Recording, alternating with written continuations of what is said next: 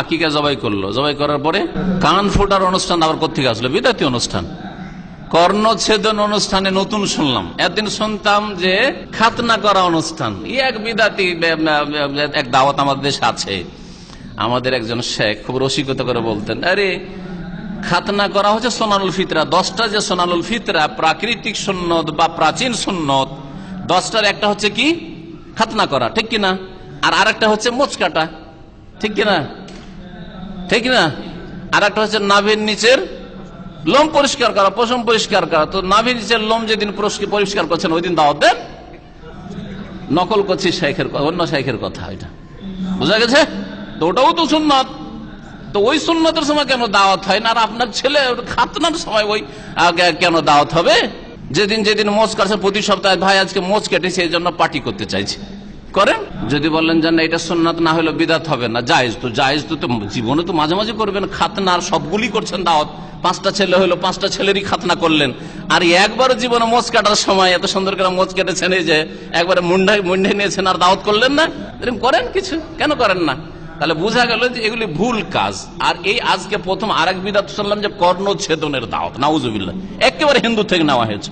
কান ছিদ্র করতে হবে আর তাতে দাওয়াত দিতে হবে, কোথা থেকে? এই তো জীবনে প্রথম শুনলাম, শিখার শেষ নাই। হক আর বাতিল শিখতে শিখতে, হক শিখতে শিখতে সারা জীবন চলে যাচ্ছে, তো বাতিল শিখার তো শেষই নাই।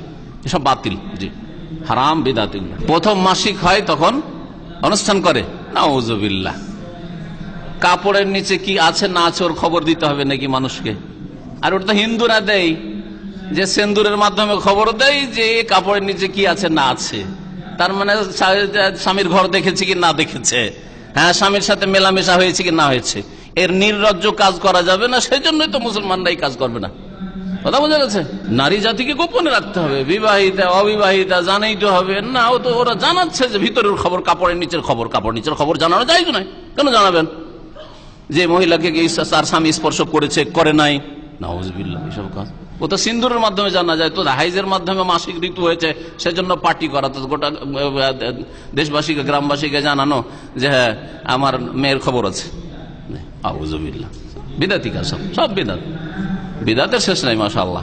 নতুন ঘর তৈরি করে নতুন ঘরে ঢোকার আগে গরু জবাই করে দাওয়াত করবেন। এটা যদি শরীয়ত না মনে করে আমি নতুন ঘরে যাচ্ছি সেজন্য খাওয়াবো, এমনি খুশির জন্য, তাহলে ঠিক আছে। শুধু এই ক্ষেত্রে না, এই ক্ষেত্রে না, এর চাইতে গুরুত্বপূর্ণ ক্ষেত্রগুলিতে আসেন। একটু তো ঘর তৈরি করেছেন, আমরা তফসিরটা শেষ করলাম, 30 পারা তফসির শেষ করলাম। আমাদের মনে আকাঙ্ক্ষা হলো যে আমরা একটা বড় করে স্পেশাল একটা দাওয়াত করব। মাসলা কিতাবত তাওহীদ আমরা শেষ করতে যাচ্ছি, একটা দাওয়াত করি খাই দাই, জায়েজ কি জায়েজ নাই, মাসলা এগুলো জানা জরুরি আপনাদের। যদি মনে করেন যে এটা সুন্নাত, আর এরকম যে কোনো কিতাব শেষ করলে বা ধরলে, আমাদের দেশে আবার কোরআন ধরলে মিষ্টি খাওয়াইতে হয়, জানি কি জানেন না? আমরাও ছোটকালে খাওয়াইছি। মক্তবের মোল্লা খাবে তাহলে আমাদেরকে কোরআন ধরাবে, আমপারা ধরাবে। একবার কায়দা ধরাতে খেলাম, খেতে খাওয়াইতে হইলো, একবার আমপারা ধরাইতে খাওয়াইতে হইলো, একবার কোরআন ধরাইতে খাওয়াইতে হইলো।